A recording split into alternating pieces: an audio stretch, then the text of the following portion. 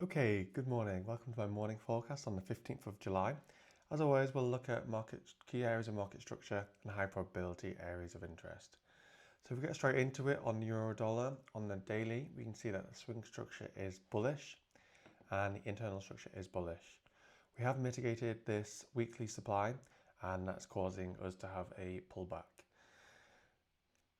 We do have one area of demand at the extreme of this internal leg, but other than that, there's no real areas of demand that we can look for on this time frame.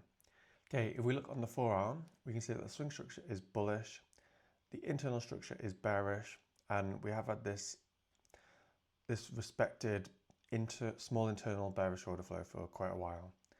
So we can see that we do have this area of demand in the discount.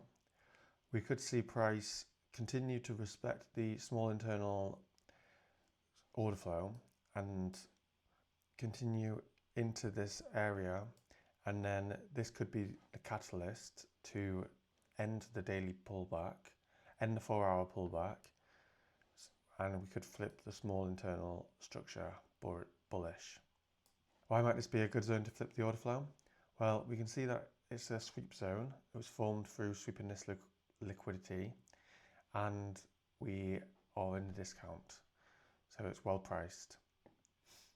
Okay, so if we drop down to the 1-hour, we can see that the swing structure is bearish and the internal structure is, pretty range bound. So if we look at levels of demand and supply and demand, we do have this area up here, which is at the premium, at the extreme. So if we come up into here,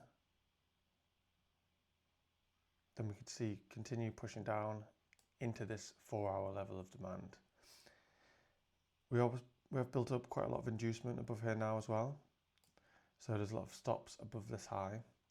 So if we come into here correctively and build more stops, then it's going to be even more high probability to see a bigger move down. Okay, so that's pretty much the euro dollar. Okay, we look at the pound dollar on a daily. We can see that the swing structure is bullish and the small internal structure has been bearish. We are deep into the discount of this leg and we've reached this area of daily demand. We've reached it and we looks like we've just carried on to fall lower inside here. So as we've come down, we have built this area of supply, which caused us to break this leg. So if we look on the 4-hour, we can see that we've reached all the way down into this extreme POI in the 4-hour. So the swing structure is still bullish, internal structure is bearish, and we've been respecting the supply all the way down. So now that we've reached this POI, this could be the turning point and we could easily see a move up from here. What am I going to be waiting for? I'm going to be waiting for us to clear this level of supply. If this level of supply fails, then we're much more likely to continue and start the internal bullishness.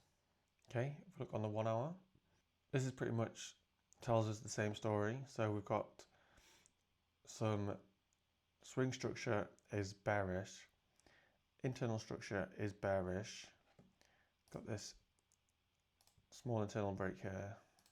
So if we break above this supply zone, if this supply zone fails, then this is going to be an internal break of structure and we can expect to see a pullback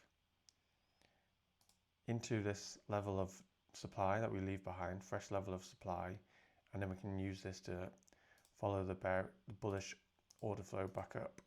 We do have these levels of supply which are likely to act as reaction points as we move up. And then if we break above this high, the swing structure the hourly swing structure will flip bullish. So we need to be aware of that. But there's a long way to go before we do that. So it's probably something to look at for tomorrow.